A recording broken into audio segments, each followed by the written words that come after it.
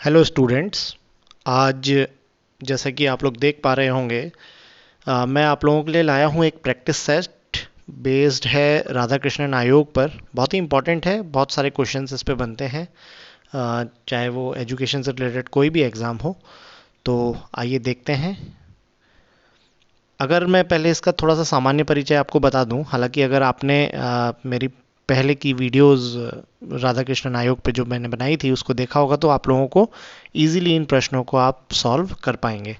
और पिछली वीडियो देखने के लिए आप मेरे ऊपर आई बटन पे आप क्लिक कर सकते हैं। अगर परिचय में बता दूं तो जो राधा कृष्णन आयोग है इसका गठन 4 नवंबर 1948 को डॉक्टर सर्वपल्ली राधाकृष्णन की अध्यक्षता में किया गया। और इसने अपनी रिपोर्ट जो है 25 अगस्त 1949 1949 में भारत सरकार को प्रेषित की। तो जो पहला प्रश्न बन सकता है वो ये है कि विश्वविद्यालय शिक्षा आयोग को किस अन्य नाम से जाना जाता है। तो आप लोगों को मालूम ही होगा कि इसके जो अध्यक्ष थे डॉक्टर सर्वपल्ली राधाकृष्णन, नाम पर इसको राधा कृष्णन आयोग के नाम से भी जाना जाता है। दूसरा प्रश्न है, स्वतंत्रता प्राप्ति के बाद गठित पहला शिक्षा आयोग कौन सा था। तो 1947 में हम लोगों को हमारा भारत देश आज़ाद हुआ और उसके बाद हम लोगों ने अपने शिक्षा सुधार की तरफ सोचना शुरू किया, प्रारंभ किया। उसी संदर्भ में जो पहला आयोग गठित हुआ था वो विश्वविद्यालय शिक्षा आयोग था, जिसके अध्यक्ष थे डॉक्टर सर्वपल्ली राधाकृष्णन।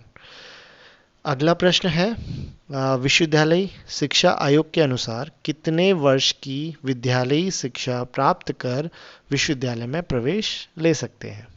तो जो उन्होंने सुझाव दिया कि 12 वर्ष की या फिर इंटरमीडिएट कक्षा पास करने के बाद विश्वविद्यालय में प्रवेश लिया जा सकता है।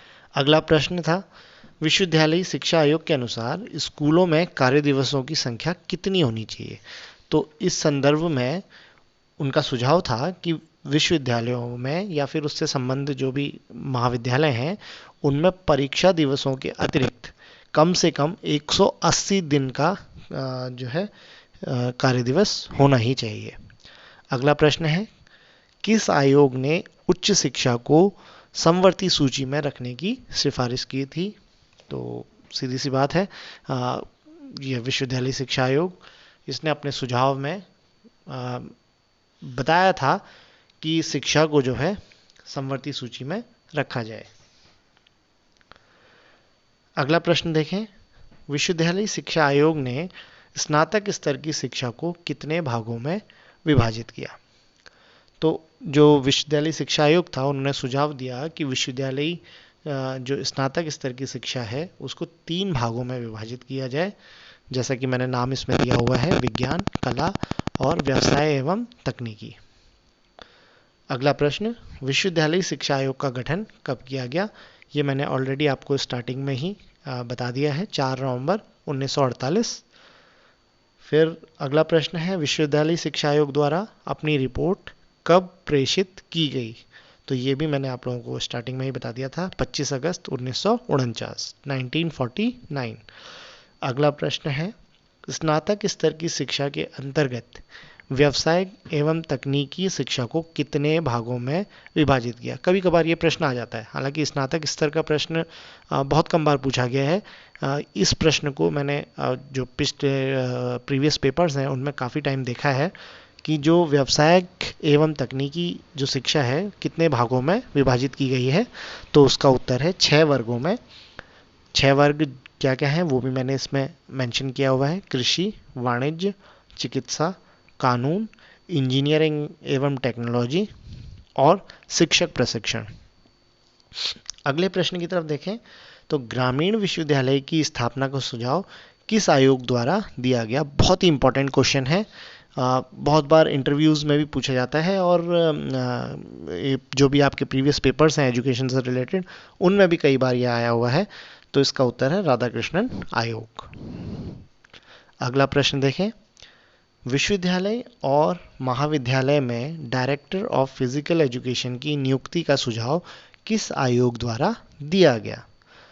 तो मैं आपको बताना चाहूँगा कि महाविद्यालय और विश्वविद्यालयों में डायरेक्टर ऑफ फिजिकल एजुकेशन की नियुक्ति का जो सुझाव है वो राधाकृष्णन आयोग द्वारा दिया गया। इसके साथ साथ और भी हैं, जैसे advisory board of student welfare, छात्र कल्याण सलाहकार बोर्ड का की नियुक्ति का सुझाव भी इन्होंने ही दिया था। इस पे भी प्रश्न बन सकता है। अगला प्रश्न है, विश्वविद्यालय और महाविद्यालय में एनसीसी और एनएसएस की शुरुआत करने का सुझाव किस आयोग द्वारा दिया गया? तो राधाकृष्णन आयोग द्वारा ही एनसीसी और एनएसएस की शुरुआत करने का सुझाव दिया गया। मैंने वर्ष भी लिखे हैं कि एनसीसी और एनएसएस कब इनकी शुरुआत की गई। फिर एक प्रश्न कई बार बनता है कि शिक्षा को समवर्ती सूची में कब लाया गया? तो इसका उत्तर है 1976 में। अगला प्रश्न है, विश्वविद्यालय अनुदान आयोग के गठन का सुझाव किस आयोग द्वारा दिया गया? तो उत्तर है विश्वविद्यालय शिक्षा आयोग या फिर राधाकृष्णन आयोग द्वारा। बताना चाहूँगा कि इससे पहले विश्वविद्यालय अनुदान आयोग से पहले विश्वविद्यालय अनुदान समिति कार्य करती थी, तो उसका इन्होंने नाम चेंज करके और इसके जो कार्य क्षेत्र को बढ़ा के इसका नाम विश्वविद्यालय अनुदान आयोग करने का सुझाव दिया था। अगला प्रश्न है, विश्वविद्यालय अनुदान आयोग की स्थापना कब की गई? तो विश्वविद्यालय अनुदान आयोग की जो स्थापना है 1953 में की गई, उसको स्वायत्तता प्रदान की गई। इसके बाद है, सरकार द्वारा ग्रामीण उच्च शिक्षा समिति की स्थापना कब की गई? ये भी प्रश्न बहुत बार पूछा गया है, ग्रामीण उच्च शिक्षा समिति की स्थापना कब की गई? तो उत्तर है 1954 में। तो आप लोग इतने प्रश्न देख चुके हैं, मुझे लगता है कि हो सकता है और भी इसमें से छोटे छोटे प्रश्न निकल के आए, लेकिन मैक्सिमम प्रश्न जो राधाकृष्णन आयोग से रिलेटेड हैं वो मैंने इसमें कवर किए हैं।